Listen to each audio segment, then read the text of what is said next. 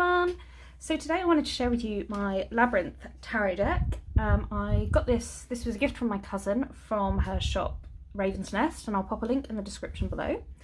She gave this to me a few months ago. I kind of had a cursory glance and then put it to one side. I'm not gonna lie, I was a teeny bit disappointed. I'll get into that later as to why. Just because it wasn't, I think they could have done so much more with this deck. So I'm just going to get straight into it. It comes in a 2-part box with little thumb cutouts. It's a really nice sturdy box. You've got a full colour guide which goes through all of the cards, and then at the back you have a few different spreads you can use, how to care for your deck. I like them because they have spreads that are, you know, linked to Labyrinth. And then the actual box, nice ribbon to pull out with, and then Toby's socks. The back of the cards, and then I've edged the deck in what I considered to be matching colours to the back of the card. So we will just get into looking at the actual cards. So the card stock is pretty good. It's very thick. It's a good size. The only thing is it's this matte finish and the cards stick together terribly. I really struggle to shuffle and pull them apart. There's a slight on the back edge, it almost feels like curled in, so they like click together. Am I making sense? One of the few decks that I don't mind the borders on. I normally cut off all my borders. I normally modify most of my decks. I haven't felt the need to do it with this one. I don't mind the borders because they're off-white. I think it's stark white borders I don't like. I like the borders. The cards themselves, the majority of the images I really like, so I'll just start flipping through now. So there's the Fool. I love that it's Sarah, because obviously she's off on this foolish journey where she thinks, oh, everything's going to be fine, and then doesn't she realise that was wrong. The Magician. I think the artwork is amazing. I really like the style of the artwork. I just find sometimes some of the characters used, I don't know, just miss the mark a bit. So High Priestess, I don't feel it there. The Empress, I think she looks really mean. And is she mean in the film? Would you say she's mean, the stepmother? But good choice. The Emperor. I like that he's holding Toby's ball and bottle. Can't beat a bit of Hoggle. I like him as the Hierophant. Slight change, there's no lovers, but there are the dancers. I do like this, and I love that image, and I love the character choice. The Chariot, well, you can't beat Ambrosius and Sir Didymus. I think that's a fantastic choice there. Strength. I understand why, but for me strength is always about a very feminine strength and not a very obvious masculine strength. So to have this big iron beast as strength, don't know, it doesn't quite fit for me. The Hermit, yes, perfect choice. And I love how you can like see all the strokes and everything. The Wheel of Fortune, yeah, okay, you know, it's always changing. You know, you're up 1 minute, down the next. Yeah, fair enough. Love the Helping Hands as Justice. Really like that selection. Ludo as the Hanged Man, and I love that he's got his arms folded and he just looks so resigned to being there. So yeah, I really love that. Fate. Fantastic choice again, having Jared there in his little costume.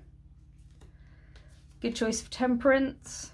I think if you're a Labyrinth fan, you'll really enjoy the majority of the major arcana. What else could be a demon? These terrified me as a child. Still kind of do. I watched the Labyrinth the other day while edging the deck, actually. And yeah, they definitely, that is a fantastic choice. But I can't pay much attention in that scene because it always used to scare me. Tower, obviously the castle, yep. The star. Again, there's just that kind of grumpy look on everyone's face in these. The moon is the bitten peach. The sun, well, it had to be Toby, didn't it? Judgment. And the world as the maze. So now we get into the minor arcana, and this is where, I don't want to say I'm disappointed, but so instead of the usual suits, you have poles, pots, feathers, and junk. So poles are wands. So ace of wands, ace of poles, sorry. You know, I like it. There's good imagery there. And then it goes very much into a traditional, like, Marseille kind of style deck. And you literally just have, I will flip through these super quick because they're just a bunch of poles. So I think if you've got a decent understanding of the cards and the meanings, and you read tarot more that way, this would be a good deck for you. For me, I'm quite an intuitive reader, so I like to have the images that I can get something from. Unfortunately, a picture of 8 poles does so little for me, so I have to almost imagine other decks of mine to think of what the cards mean. So this may become a deck that I use more as an oracle with just the picture cards. Maybe I need more imagination. I have just got the Marseille Tarot, so that's why I got this out, to kind of work alongside that, to try and learn a more traditional way of reading tarot. The Ace of Poles, the little beasties that come after, the Page of Poles, little beasties that are biting at Ludo. It's hard for me to pull these kind of images to, I don't know, happier or more positive meanings of the cards. But again, the images here, I like them more than the just the other pips.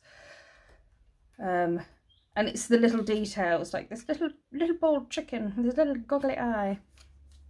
And then King of Poles there.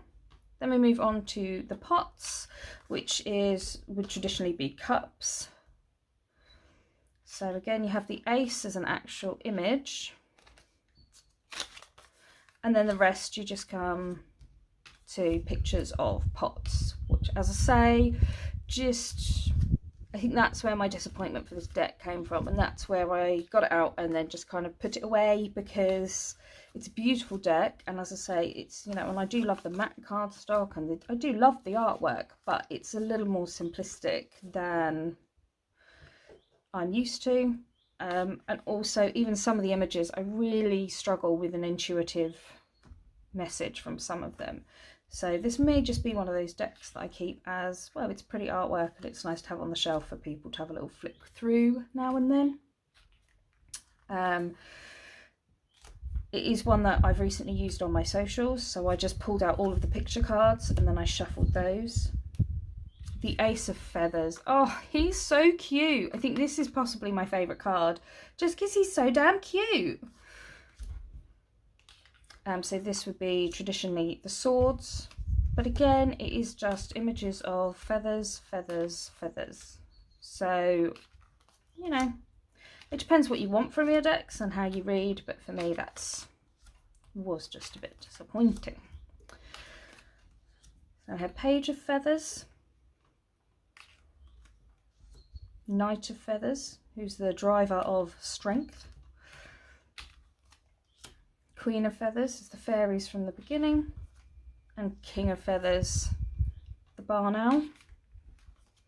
And then the final suit, Junk, which would be Pentacles. So it's the Ace of Junk, and then just random pictures and images there in 2 to 10.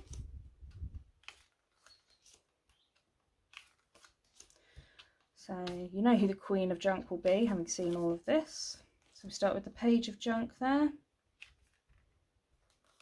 Then the Knight of Junk. Queen of Junk. Ooh. And then save the best for last is your King of Junk. So that's my quick flip through and mini review of this deck. As I said, I do really love the artistry. I do love the artwork. The cardstock is good. It's, you know, it's a hard wearing deck. I'm sure if I used it more, it would shuffle easier. It's just one of those that because of the 2 to 10, I probably won't be using much. So I hope you've enjoyed this video. If you'd like to see more, don't forget to subscribe. If you've enjoyed the video, please like, comment. What did you like about the video? What would you like to see in future videos? Thanks for tuning in, and I hope to see you again soon. Bye!